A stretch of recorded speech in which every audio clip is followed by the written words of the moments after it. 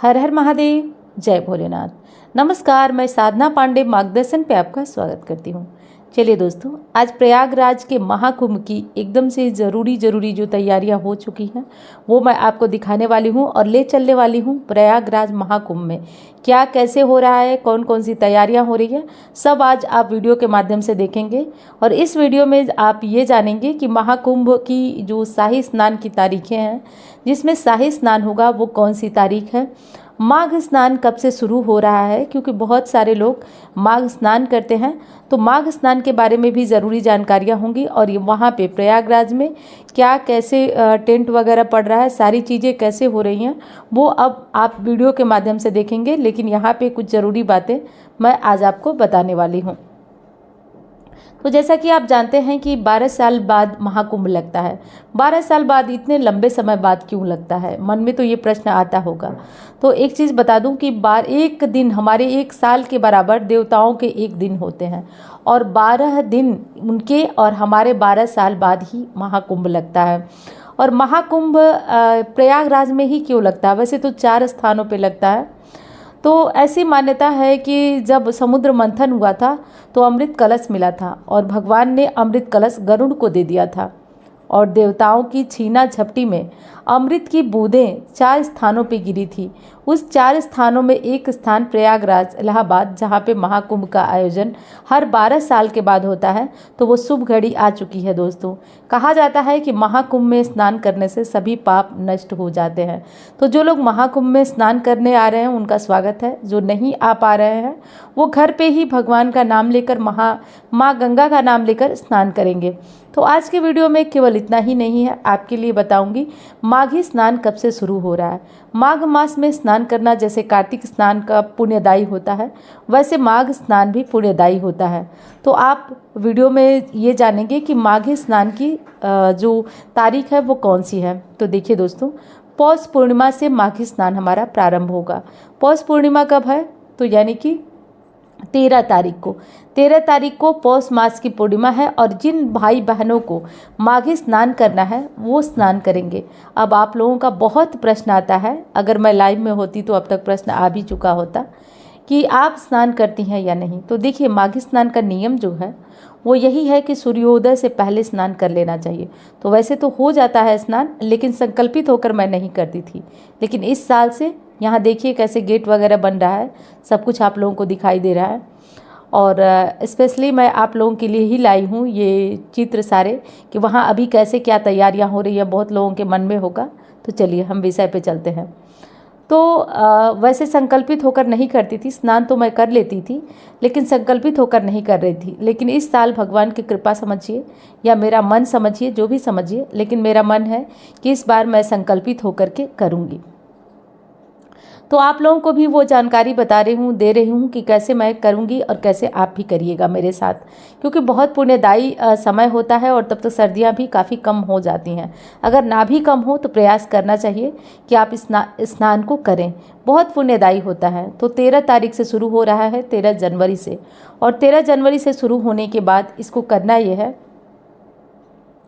कि आप सुबह जल्दी उठेंगे, 4 बजे 3 बजे नहीं बल्कि 5 बजे भी उठ करके, और आप 5:30 तक सूर्य उदय होने से पहले आप स्नान कर सकते हैं। माघी स्नान का नियम यह है कि सबसे पहले स्नान के बाद सूर्य देव को जल देंगे और जितने भी देव वृक्ष होते हैं, पीपल, तुलसी, केला, नीम, आंवला, पीपल, सबकी पूजा करना होता है। तो जितने पीपल या जो वृक्ष आपको मिल सकें उन सब की पूजा करिए। और यहाँ पे देखिए कि बहुत सारे जो हमारे जवान हैं वो भी तैनात हैं, बहुत व्यवस्थाएं हो रही हैं कुंभ पे, देख करके बहुत अच्छा लग रहा है।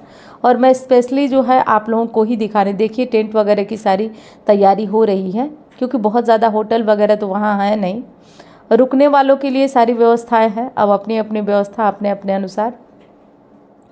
तो काफ़ी चीज़ें ये ज़रूरी हैं कि हम माघी स्नान करें अगर हो सके तो।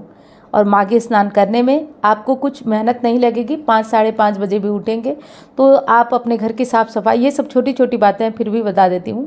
साफ़ सफाई करने के बाद आप स्नान करेंगे। स्नान करने के बाद जो सूर्य देव हैं उनको जल देंगे, पीपल, केला, जो भी वृक्ष है उनकी पूजा करेंगे। उसके बाद घर के मंदिर में जो सबसे ज़रूरी चीज़ है वो है भगवान विष्णु की पूजा। भगवान विष्णु की पूजा करेंगे विधि विधान से और भगवान विष्णु की पूजा के साथ साथ आप तुलसी जी की पूजा भी करना मत भूलिएगा। अपने घर के मंदिर में विष्णु सहस्त्र नाम गजेंद्र मोक्ष का पाठ करिएगा। अब एक चीज़ आपसे बता दूं, ये सारे स्नान होते हैं, जैसे कार्तिक स्नान हमारी बहुत सारी बहनों का जब मैं कुंडली देखती हूँ, और विश्वास करिएगा मेरी बात का अगर कर सके तो, यूं ही मत सोचिएगा कि मैं फेंक रही हूँ। मैं भगवान को साक्षी मान के कहती हूँ कि मैं कोई भी बात यूं ही नहीं कहती, आपको दिल से कहती हूँ, समझिएगा। एक हमारी बहन है जिन्होंने कहा कि दीदी जब से आपके कहने से 2 सालों से कार्तिक स्नान कर रही हूँ, मेरा जीवन बदल गया। दीदी मेरा जीवन बदल गया और बहुत अच्छा लगा मुझे स्नान करके। मेरे जीवन में बहुत पॉजिटिव परिवर्तन आया है। एक माँ है, मतलब उम्र उनकी ज़्यादा है, माँ के समान है। तो उन्होंने भी कहा कि बेटा जो है, मैं तो बहुत उम्र की हो गई हूँ और मैं स्नान नहीं करती थी, लेकिन तुम्हारा जो विश्वास के साथ तुम्हारी आवाज़ मैंने सुना तो मैंने स्नान करना शुरू किया। मेरे 2 बच्चे बेरोजगार थे और आज उनको रोजगार मिल गया। घर में बहुएं कोई भी मान सम्मान नहीं करती थी, और जब से तुम्हारी वीडियो मैंने देखना शुरू किया, पीछे पीछे बहुओं ने भी देखा कि आखिर क्या बात है कि माँ जी दिन रात इसको देखती हैं, तो उन लोगों ने भी देखना शुरू किया और मेरा परिवार आज बिल्कुल बदल गया है। परिवार में मान सम्मान, छोटे बड़े की इज्जत, सब कुछ हो गया है। तो बहुत अच्छा लगता है कि ये चीज़ें परिवर्तन ला रही हैं और आप लोग इस काम को ज़रूर करिए, बहुत आराम मिलेगा।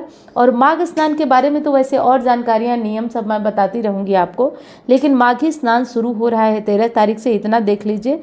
और इसमें कोई ज़रूरी नहीं है कि आप लोग पूरे महीने का, जैसे जो नवविवाहित लोग हैं परेशान हो जाते हैं ब्रह्मचर्य का पालन करना, तो ऐसा कोई नियम नहीं है। आप लोग बिल्कुल आराम से करिए माघी स्नान। लहसुन प्याज इस पे छोड़ देते हैं तो बेहतर होता है, नहीं छोड़ते हैं तो स्नान करने के बाद घर में परिवार में आप इस चीज़ को बना सकते हैं, खिला सकते हैं, अगर मजबूरी हो तो खा भी सकते हैं।